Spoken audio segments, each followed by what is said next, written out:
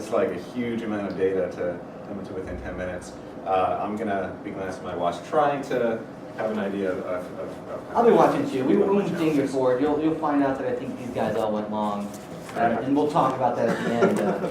So. Right, and of course, you know, in the context, learning, okay, well, how am I going to limit my scope? Right. It's a big challenge, but, I'll be doing, like I said, I've gotten some practice with delivering it, but Good. it's been just a little bit, so I will be trying not to rely too much on those to begin with. That's right. Well, they're best to ignore them, to be All quite right. honest. Okay.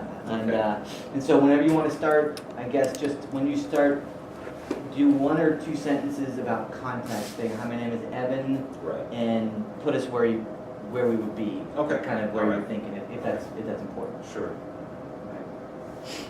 All right. Well, hi there. My name is Evan Sestari.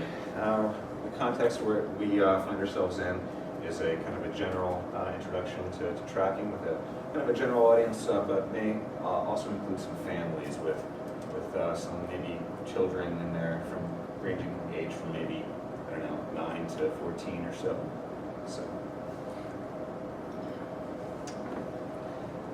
So this morning I got up, made myself a cup of coffee, and I read the news. But the news didn't come from a computer. I didn't open up a magazine or read a newspaper.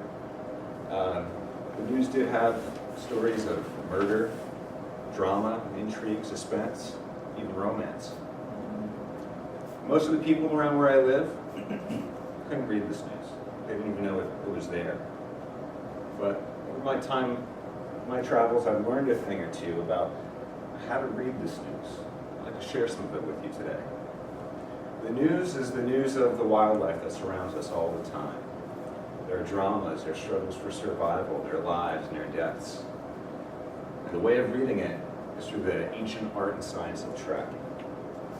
So over the next 10 minutes, we're going to have a very brief introduction into this practice that's going to get us acquainted with new ways of seeing animals in the wild. Ways that we've never seen before, except perhaps maybe on a nature documentary on television. This is going to be a much more visceral experience. It's going to be giving us a deep appreciation for the interconnectedness in the web of life that we've never seen before. But just like with learning how to read, it's going to require us to have focused concentration, to be open to new possibilities, new ways of seeing things. And it's going to require that we step outside what we're used to a little bit. So, if you're ready to begin a lifelong journey, I'm going to ask you just to take a look right up here. What's that look like? To me, it looks just like some grass, trees, dirt. And most people, that's probably what we see. But to the eyes of a tracker, there's dozens and dozens of stories to be told right here in this picture. Dozens of stories waiting to reveal themselves, if you only have the eyes to see. Even just around this classroom, right here on the carpet, on the walls, even on the ceiling, there's stories to be told wherever we are.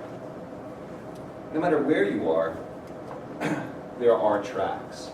It's just a matter of being able to read those. Obviously, some are going to be pretty clear to us, while most others are going to be pretty hard to read. It looks like it's kind of like a CAPTCHA, you know, those things you need to use to, prove you're not a robot on the internet. You know. That's what those are called? Yeah, CAPTCHAs. They're kind of, I usually have a tough time with them. Pretty hard to see. Kind of a C there, N-O-S, I'm not sure. My friend Tony, he's an expert tracker from the North Woods of Wisconsin. He compares it to a magic eye. I don't know if anyone's ever tried using those magic eyes where you need to see the picture, but it looks like nothing. Sometimes you have to put it real up close, step farther away. Sometimes you just need to step away from it for maybe 20 minutes and look at it again, and all of a sudden it comes to you. Tracking is a lot like that. A lot like reading CAPTCHAs on the landscape, reading magic eyes on the landscape. So, obviously, my experience with those things is sometimes they can be a little frustrating. But if we take the time and have patience, we're going to be rewarded with numerous stories and an ability to kind of see new things. So, if we're ready to experience this, we first need to find some tracks. Where are we going to find some tracks?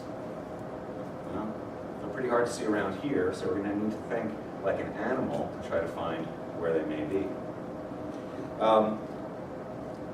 So let's just pretend, for example, Nathan, let's pretend you're a deer. If you're a deer, what are you going to need to survive? Food. Food. Yeah, of course. Deer like to eat a lot. I like to eat. We all like to eat. So food, in addition to water and cover, are going to be critical elements of what we call landscape tracking. These are going to be the things that different animals are going to need in order to survive in the wilderness. And there are also going to be areas where we're going to find an abundance of tracks. In the landscape, there's not tracks that are going to be evenly distributed everywhere. There's going to be pockets of lots of activity where we're going to be able to find more. So to find these islands, we're going to need to think about these different elements. One method is to think like an herbivore, like a deer, for example.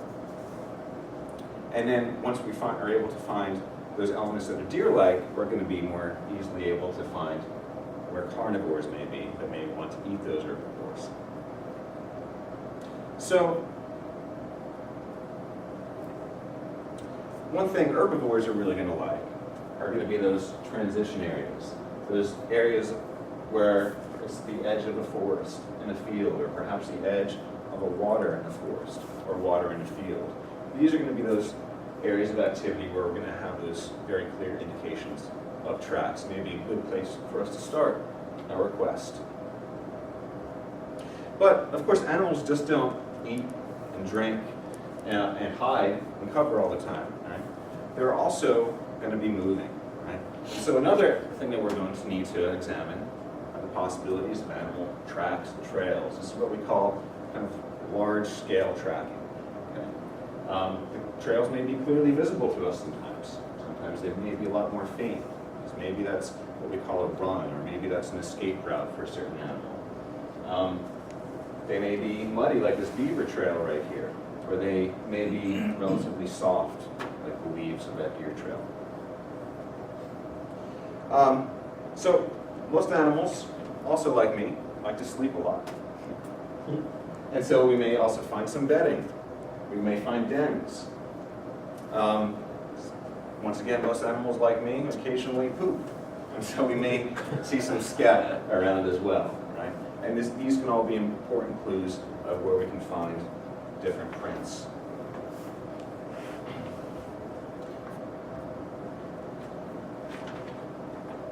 So once we find these pockets of activity with their accumulated signs, we've got some insight into the lives of animals, right? Into what their needs are, and what their preferences are. And once again, it requires us to use a little bit of our imagination to step into the mind of the animals that we may be tracking. Now that we know where to go and maybe find some of these actual prints, let's think about what happens when a print is actually made. Now, to illustrate this question, I'm going to tell a little story. Several years ago, I just moved to the north woods of Wisconsin. I was out hiking with a buddy of mine who's much more experienced with tracking.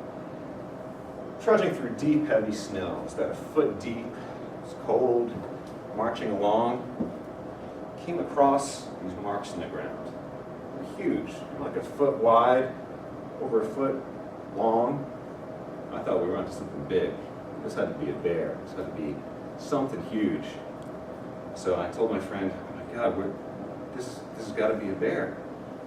He kind of smiled coyly at me and suggested that we follow the trail a little bit. So we marched on, and as the snow got deeper, the prints got bigger. I changed my mind. This wasn't a bear anymore, even though it was winter. Right? The bear would probably be hibernating. This had to be Bigfoot, right? Bigfoot must be watching us right now. So I was getting even more excited. We marched along through the deep snow, more and more. The trail eventually went under some trees, and the snow got a lot less thick. More and more, down to it was only like an inch thick. And suddenly it was clear. It was just a little deer track. I felt silly. Right? My friend laughed at me. But I learned my lesson, right? Because there's a number of factors in the environment that can affect what a track looks like, including what we call the substrate. In this case, I learned that very, very deep snow really changed the way that a track looked, to the point where I thought a deer was Bigfoot. So, as I spent more and more time with my tracker friend, I kind of felt like Dear Watson hanging out with Sherlock Holmes. He never came to a set conclusion that he stuck to. He was open to all possibilities and was willing to change his mind based on new information. His attention to detail was like none I've ever experienced before. Almost no little clue was left disregarded. In order to become good trackers, we're going to need to become kind of like that Sherlock Holmes and be open to those possibilities. Now, the story I told just now before is the reason why trackers discern between what's called a true track and an overall track. So the true track was what was down there at the bottom, and the overall track was impacted with that big snow and obviously was much wider. Surely Sherlock Holmes would have been able to discern the difference between the two. He'd also probably take measurements on the length and width of the track. He'd probably also measure the edge of one track to the edge of another, what we call stride. Probably the other way as well, what we call straddle. He'd be able to, as well, think about the angle at which the foot came to hit the ground to make that track, which is what we call pitch. He would have made careful examination of all these elements before he decided anything. You know, and 95% of the time, it wouldn't be a very clear picture that he'd have. He'd have to go based on knowledge of general patterns and general classifications. So it would not always be clear, and it would always be a mystery for him. You know, Sherlock Holmes would also remember that some animals move in different patterns. Some animals move in a diagonal pattern, where they're moving opposite sides of their body at the same time. Other animals walk in a pacing pattern, where they're moving the same side of their body at the same time. Some animals tend to gallop, some animals tend to bound. Very different possibilities for the movements. And of course, animals can change their gaits as they're moving, and as they're changing speeds along with their movement. You know, over time, if Sherlock Holmes had some success, he'd even be able to determine the sex of an animal, if it was male or female. That's something that would take a little while to be able to discern the difference between the rear and front tracks. The only way he'd be able to do all these things, of course, is by taking very careful measurements and documenting what he's seen. Now, as you can see, there's a wide variety of different patterns to tracks, and not only within the tracks themselves, but in terms of their gait patterns and things like that. And it can be pretty overwhelming. How are we ever going to make sense of all these different things? Now, fortunately, we don't need to reinvent the wheel. Can you imagine how hard that would be to have to reinvent the wheel? Instead, we can rely on the wisdom of our elders, just as Native American trackers may have done, just as different Native people do around the world today. And today, our modern elders can take the forms of books, authoritative websites. People who are very knowledgeable can also share that information with us. And so, one of those resources is a field guide I have here. I'll pass it around. Folks can take a look at. This is called Mammal Tracks and Sign by Mark Elbrock. It contains both photographs and drawings, which can be really helpful for us in identifying what we're looking at. Absolutely. In addition to that, another great resource that we can use is we can develop our own little tracking cards. These are going to be helpful in terms of identifying the particulars of tracks as well as the general shape and measurements, so that we can carry these out with us in the field and have a better sense of what we're looking at. So it goes this way.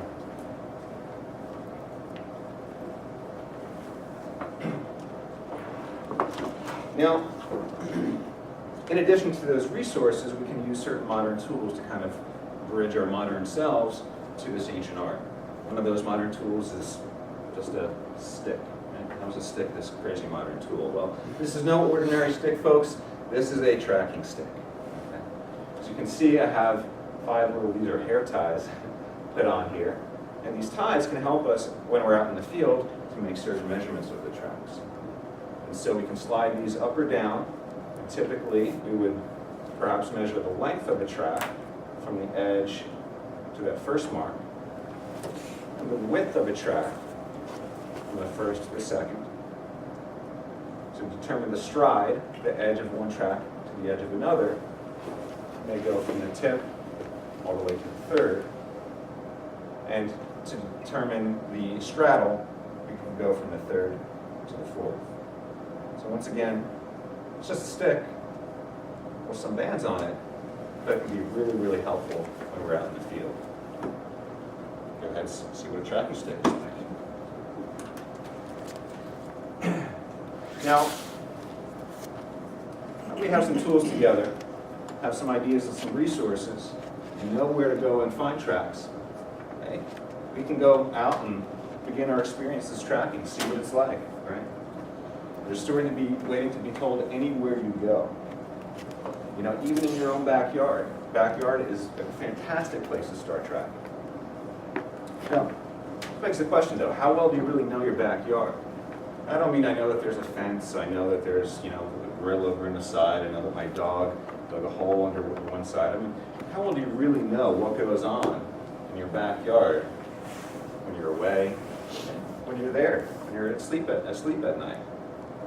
Well, I recently did some of my own tracking in my own backyard. When walking along, and I noticed poison ivy growing up along the fence. You know, poison ivy grows like nothing else here around Morgantown. And I noticed the poison ivy growing up along the fence. I noticed there were some notches on it.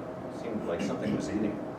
Was my dog eating poison ivy? Should I take my dog to the vet? Should I be concerned? Yeah. I looked down and I was thinking about the issue, and I actually saw cat tracks. Is it a cat? No. The cat wasn't eating poison ivy, I don't think. The cat was moving the other way, kind of running away from the poison ivy. Huh, what could be going on here? Took a couple steps, and once again I saw a deer track. Deer could be eating poison ivy. Something to take a look at. Well, how would the deer get over the fence to be eating my poison ivy? I mean, the fence is about this high. So I walked along and looked down, and sure enough, I saw some signs indicating maybe the deer were actually jumping the fence just to get to that poison ivy. So what happened here? What about with the cat running away? Well, I remember the night before hearing my dog barking in the house, going crazy. I had no idea what was going on. I thought my dog was having a fit. Maybe what happened, and once again, this is just a guess, because all tracking really can be is applying our imagination and making educated guesses. So perhaps the deer got hungry, came to the fence, scared the cat, which ran away. My dog heard the cat, started barking, and the deer ate the poison ivy. So there we go. We've put one possibility together of what happened based on available evidence. The idea here is that everything in nature affects everything else. It's very much like concentric circles. If you were ever to drop a stone in a body of water, you see that it makes a ripple effect, right? And just in that same way, everything affects everything else. In this case, what I just described, the deer affected the cat, which affected the dog, which affected me. So concentric circles always happening. Now, with more knowledge of what goes on, I developed a little bit of a closer relationship even with my own very backyard. Even with my dog. If my dog's barking, I know there may be some other possibilities that my dog's gone crazy. So, having just witnessed these concentric circles of life right before us, now let's remember we're part of this too. Right? We're always interacting with our landscape, whether we recognize it or not. And we're also being impacted by our landscape, whether we recognize it or not. So, Today, this is just kind of meant as a very general introduction to what goes on in the world of tracking. There's obviously a lot to learn here, but we know a little bit about some of those resources that we can begin to explore our landscape. We saw that there's magical stories with mystery all around us, no matter where we go. It requires the wisdom of our imagination, trust in our senses, and the wisdom of our elders in order to begin to see these stories. We know that we can see these stories from multiple points of view, right? We can see this story from my point of view, from a deer's point of view, from a dog's cat point of view. Many different opportunities. And in that sense, we're able to develop a closer relationship with those animals and with the landscape as a whole, and ultimately with ourselves, because once again, we are part of that landscape. Now, in the words of world-renowned tracker Paul Rosandis, tracking gives us the opportunity to not just see from our limited perspective of self, but to move into greater, all-encompassing awareness where true wisdom lies. Thanks very much and happy tracking.